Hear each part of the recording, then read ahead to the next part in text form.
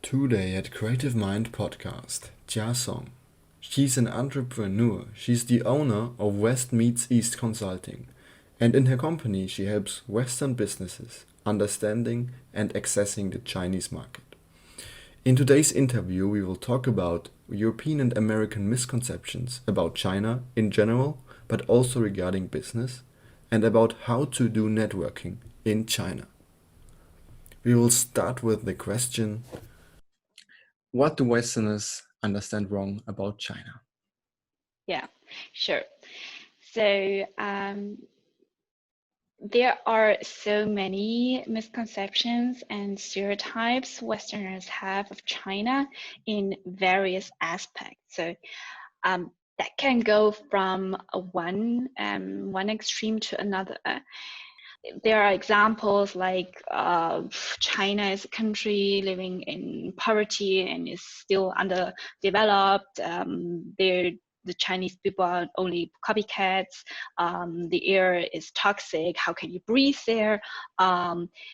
To another extreme, like China is the world's number one leader now, but it's very dangerous. They're gonna conquer the world. They are only successful because they have stolen all technologies from the West, blah, blah, blah. And the list is very, very long. And so for this podcast, maybe we can narrow down it to typical misconceptions in the linked to business, typical mistakes when doing business in China as a foreign company. If you, for example, if you have a product here that enjoys popularity in the West, what you shouldn't do if you like to sell it to China and do business in the Chinese market, you should never assume it will be accepted by the Chinese local consumers the same way as you would have expected from your home market by doing the same marketing measures.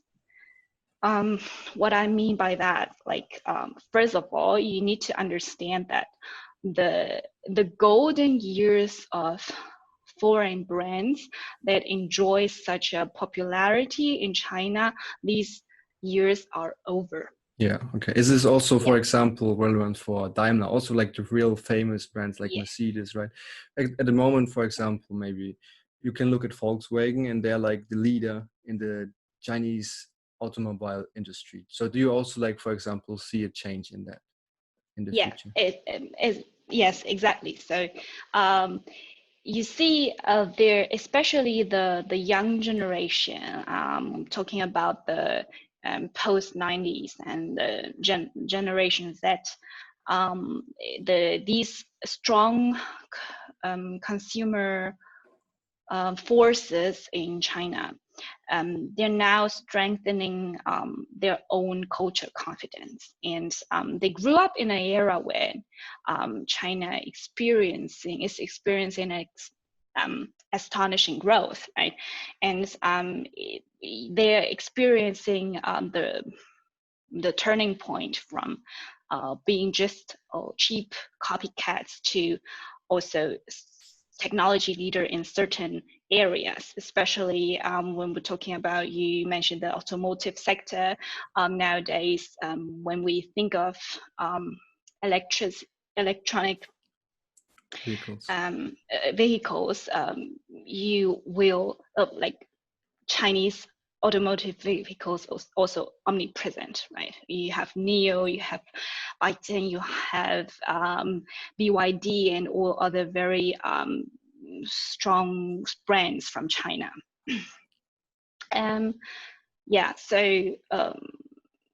Chinese consumers,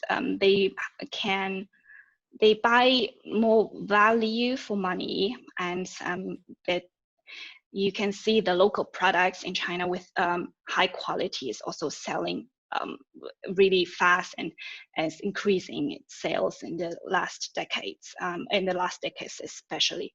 So, and in terms of fashion as well, we see a revival of Hanfu, like the style of traditional Chinese dress, is growing annually about 70% since 2017, and these are all symptoms of culture confidence. So to come back to the question, the misconceptions, or what do you understand wrong about China, is doing business in China can be really profitable, but most foreign businesses are doing the same mistakes over and over again. Which one to avoid first, or how to avoid first, is you have to understand that going to China, expand to China, means to start over again. So the first step you need to do is you must localize your product for the China market to adapt to the local needs. Either you adapt or you die. It's very simple. So maybe also what you mentioned, in the past it was easier for German companies to sell in China, right? And now there's this patriotism. So maybe also a big mistake is, especially nowadays, and this can have increasing damage for companies having business in China, that they're too arrogant. Like they say, we have made in China, we have made in Germany, but this is not really true anymore if you sell in China, because Chinese people, they nowadays want made in China, not made in Germany, right? I think it's we have to differentiate about patriotism and cultural confidence. It's what we shouldn't assume people in China that they now only want to buy their own products or made by locals for locals. It's not because of patriotism, rather than just because maybe the brands or the product developed, designed, and produced by local manufacturers, they tend to grab the local consumers' attention in a better way and know how to market, or the message, the marketing message hits exactly or nails it, like hit the, you know what I mean? And that's one point. And of course, as a foreign brand, if you think, okay, I'm gonna march into the Chinese market and everyone is gonna look up to me like God, no, this time is over. You really need to invest a lot of effort into first understanding the market, learn the language, learn the culture, the history, the mindset, the lifestyle, the values, everything that help you to understand the market and the local consumer behavior better. Because the level of difference from the West is shocking, and therefore your product, your services, your positioning, your price, the promotion, the marketing approaches, and everything need to be tailor-made specifically for the Chinese market.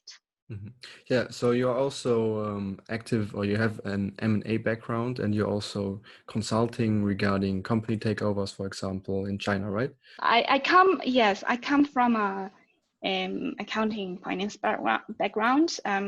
During university times, I've majored it.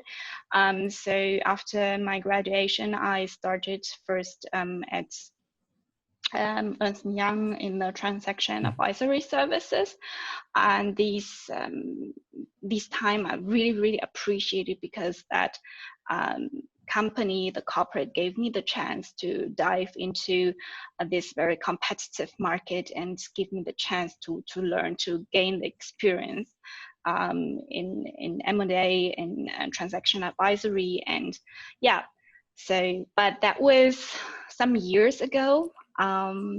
Just maybe the question or the answer to how did I end up here and why I changed my employee status to self-employment.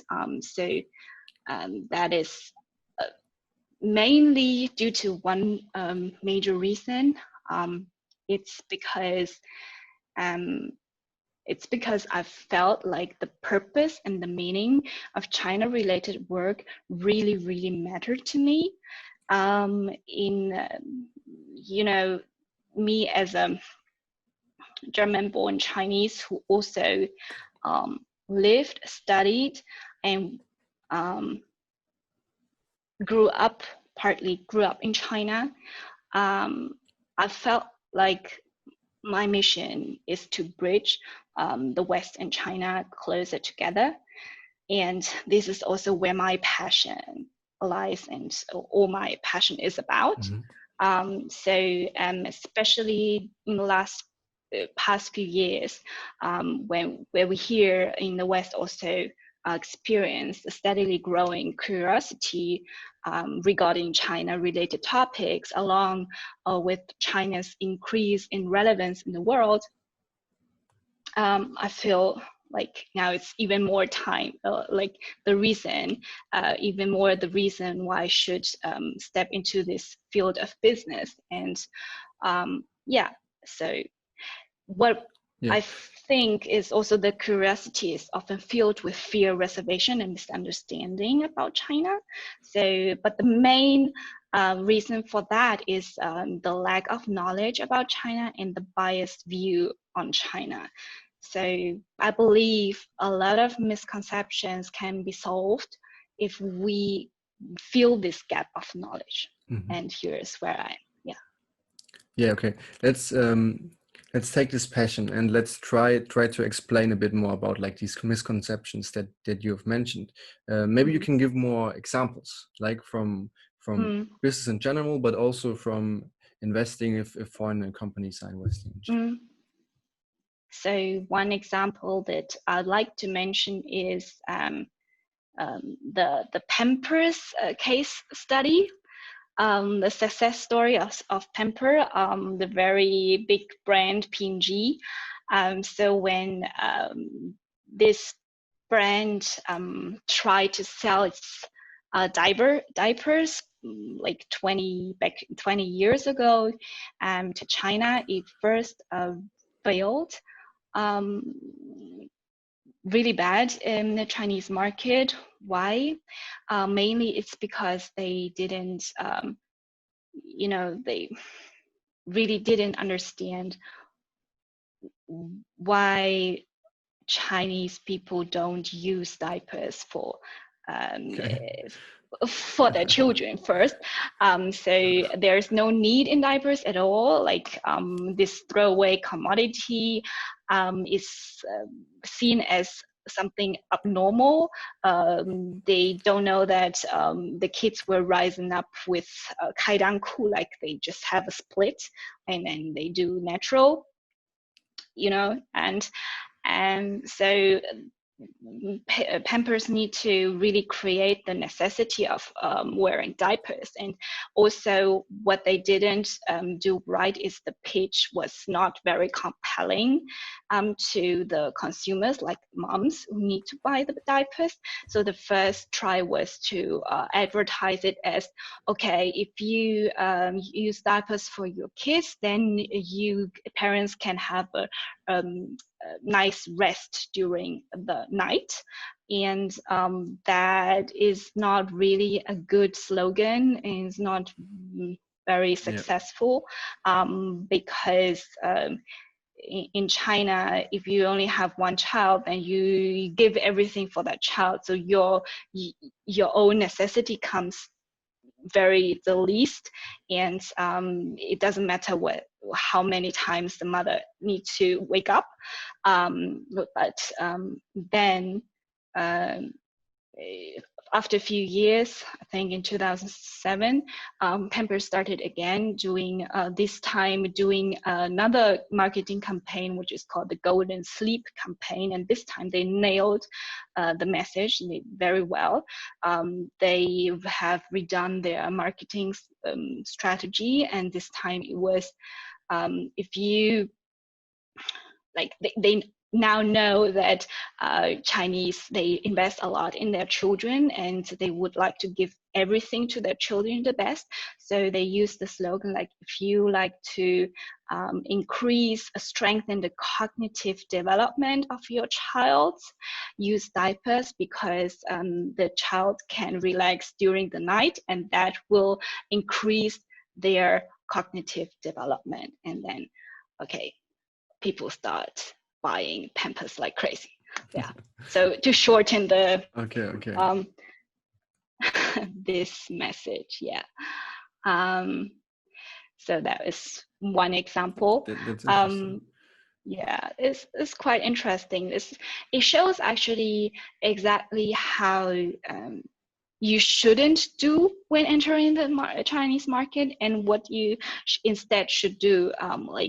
The second try they really have done good research and ask what's actually the pain point of the consumer, and try from this angle.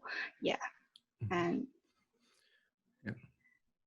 maybe also another misconception about China is you shouldn't, okay, first you need to know the market is very big. Yes, of course, this is steadily growing middle class of a population of 1.4 billion citizens, which is also considered as the world's largest consumer market.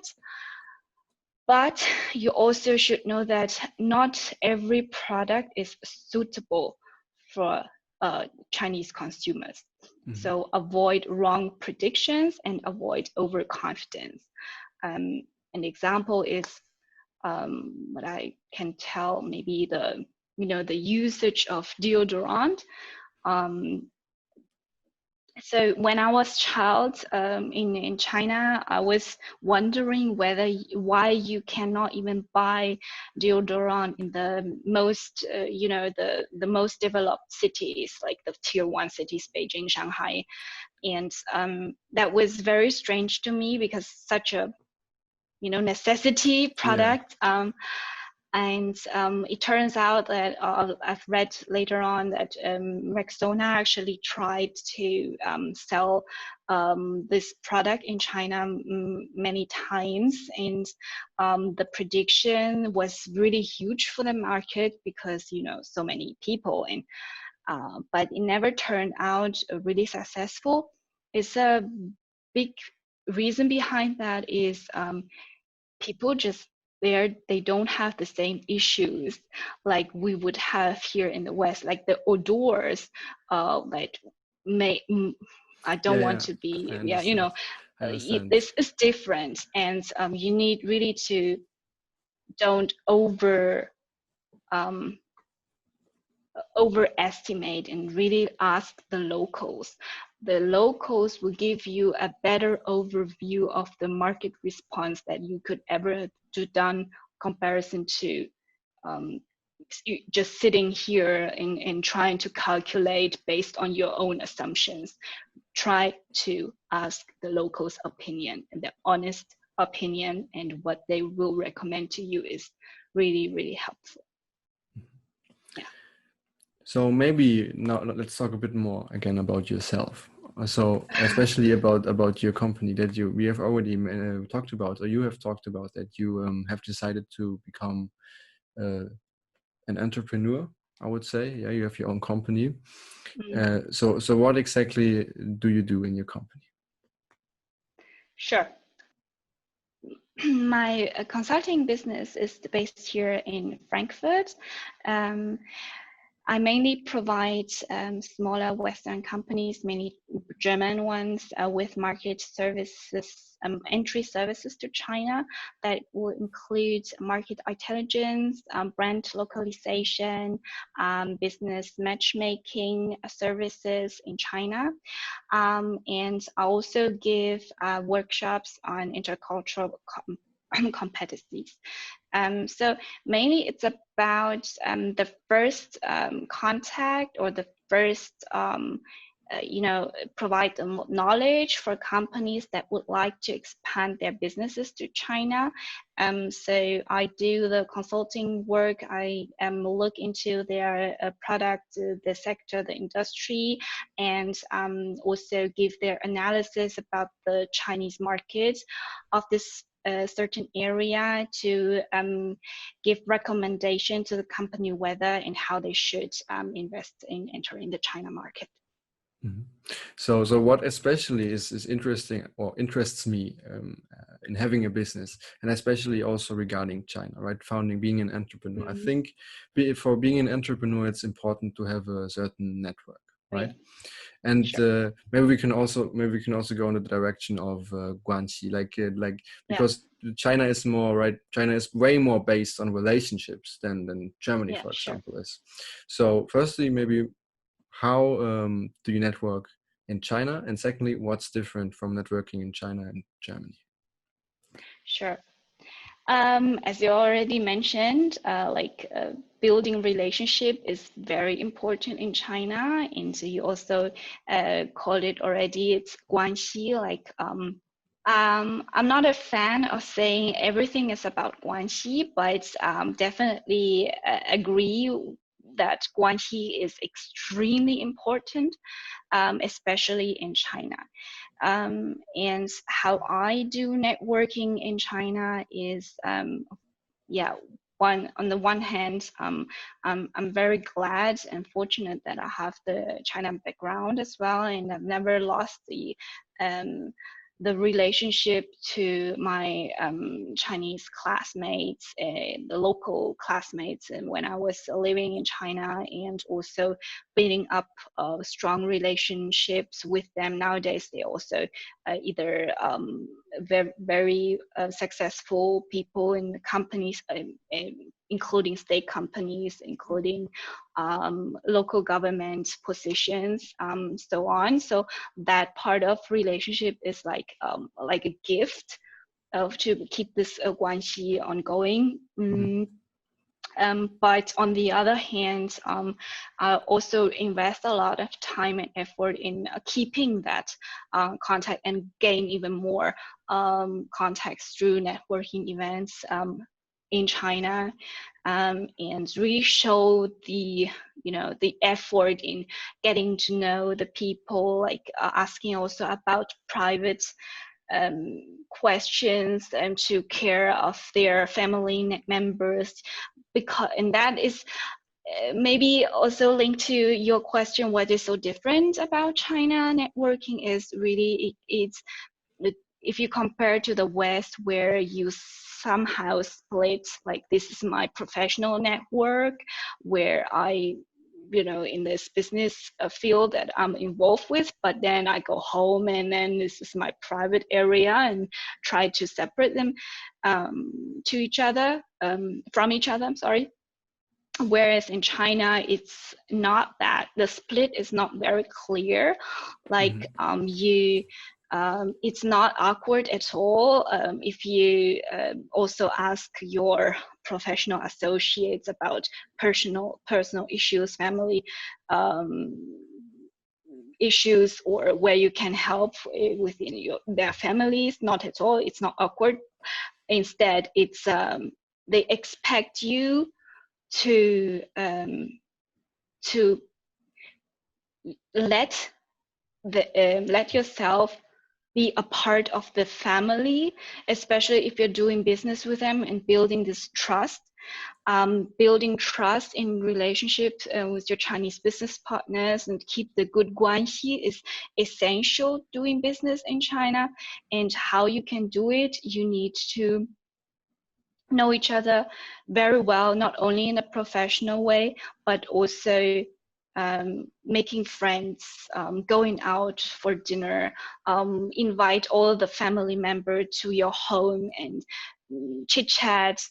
So I would think, that's very big difference. Yeah, that's funny, because I exactly when you said it, I also thought about this aspect, because I've read about it before, like that family and or like private life in Germany is like totally divided, right? From Yeah. jobs, from your job, from work. But in China, it's closely related, right? It's normal Mm, to talk about really personal stuff with your absolutely. colleagues. Yeah. Yeah, absolutely. And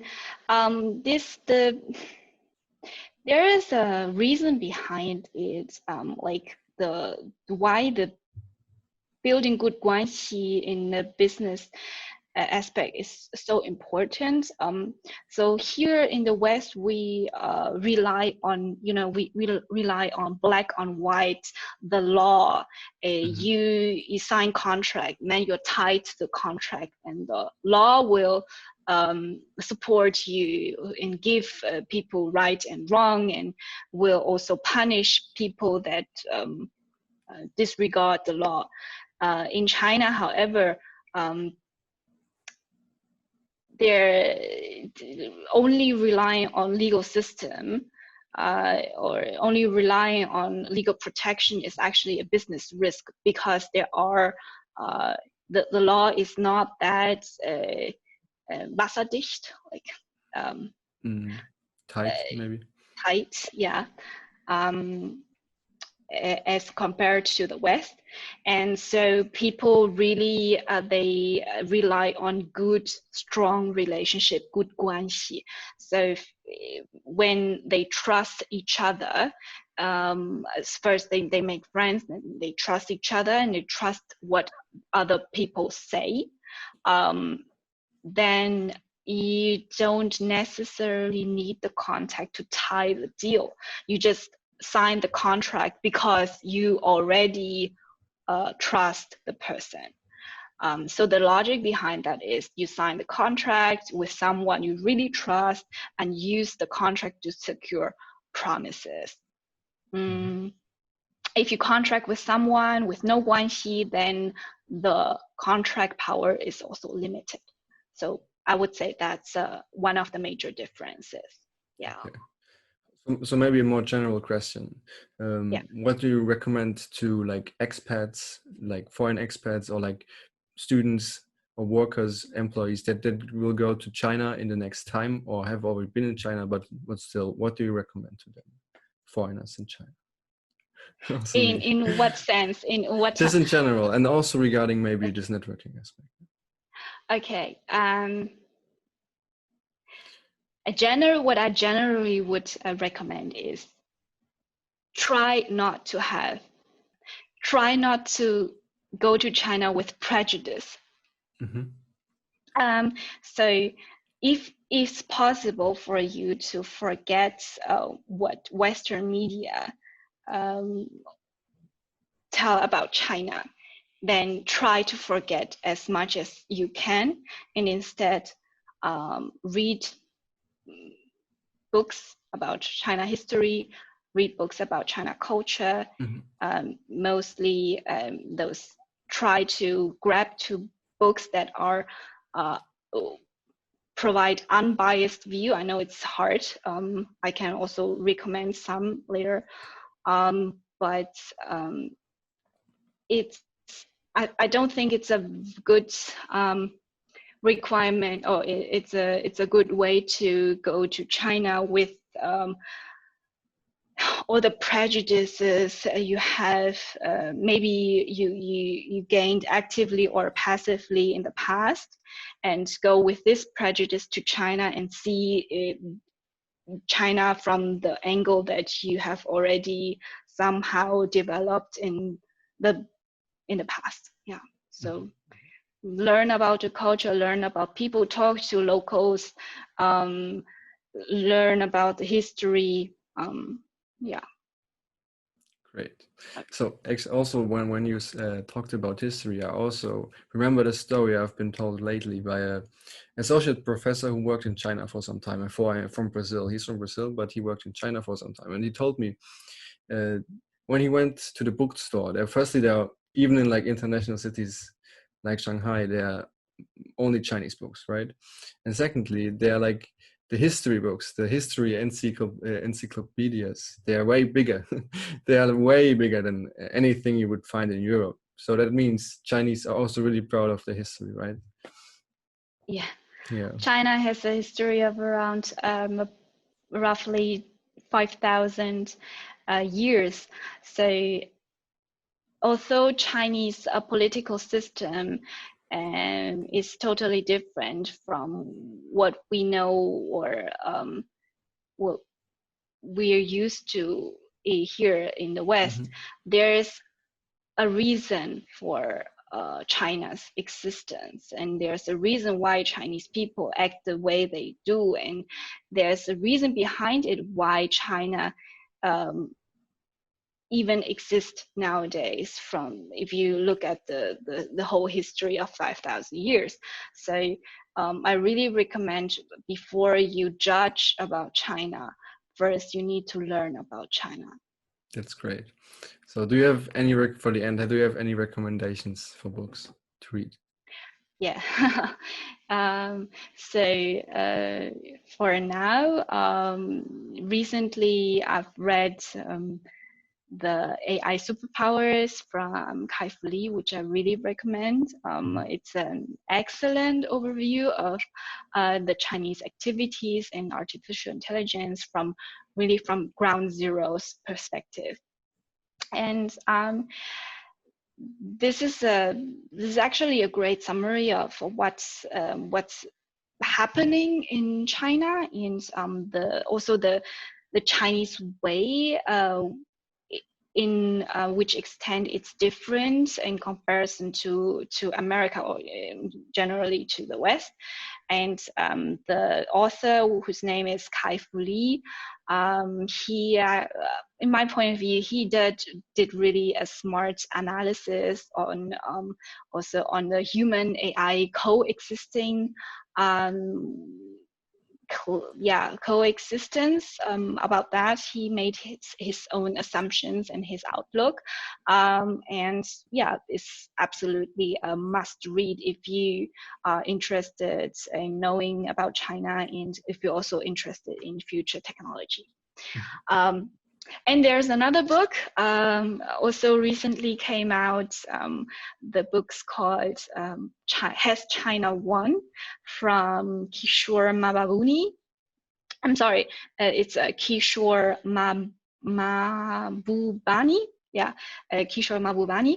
And this is a great book with very, very useful information and insight, which shed the light on very, very hot topic determining the current, or let's say the pre-COVID foreign policies, especially so-called the trade war measure by the Trump administration. So in general, this is a book about the current situation on international relations, in particular to see the China-US relation. And this is actually a very common sense book, but yet is so this rational voice or the rational opinion point of view from Kishore is, in my point of view, really lacking in today's discussion. And so if you like to have a clear head analysis, then I think you should read that book. Yeah. Great. And anyways, no matter whether you're China or the West, both should read this book. Yeah. Great. That's. But maybe we can have some talk about you. How did you come up with studying China related topics? Well, it is also already 2 years ago, right? And back then, I think the biggest reason was my fascination for the rapid development of Chinese economy, right? Back then.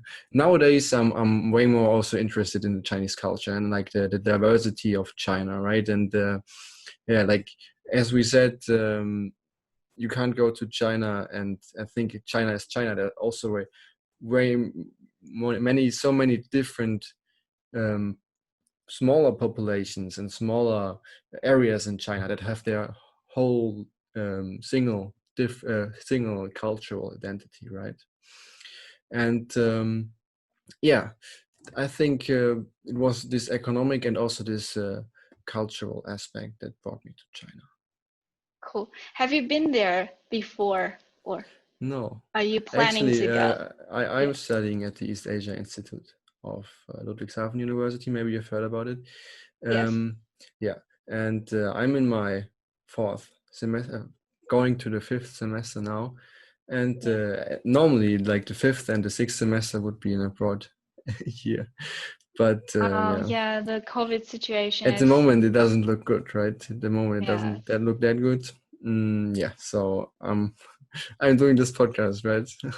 And yeah, I mean, And what's your take on China, or your future plans about China? Or would you like to, um, you're facing the last semester now, and then afterwards, would you like to have more, China-related work experience as well, or?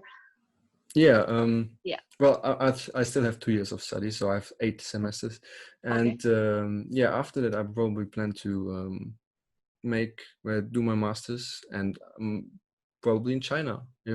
I mean, I haven't been there, as I mentioned, but if it will be possible, if I like it there, I mean, then I will probably also do my masters in China, and yeah, I have thought about thinking further in the future, but actually, in the next interview that will be uploaded, was with Professor Hermann Siemer. Maybe you know him. From Yeah. the inventor of Hidden Champions, right? Yeah, And I know. and he said now he has a company like of 1,400 people, and he has a really nice house, and everything is really nice, right? Yeah. But he never really looked that far in the future, right? He said when he did his studies, he focused on his studies. When he did his doctorate, he focused on his doctorate. When he became a professor, he focused on becoming a professor, right? And so I really struggle with answering a question. What will you do? What is I can relate to like what you said, that your passion is about connecting China and Europe and Germany. Maybe that is definitely also, I think that's really interesting, but I cannot tell in what exactly I'm going to be in the future. Yeah, you're very young, and you have plenty time ahead of you, and maybe during your 20s you're gonna change your opinion a few times. And nowadays anyway, we have to be always, agile and pivot as soon as Yeah, possible. And the trends nowadays are moving or changing so fast. Um, and you cannot just stick into one target and never change, because the world is changing. You need to move with that, otherwise, yeah, it's adapt or die. Yeah.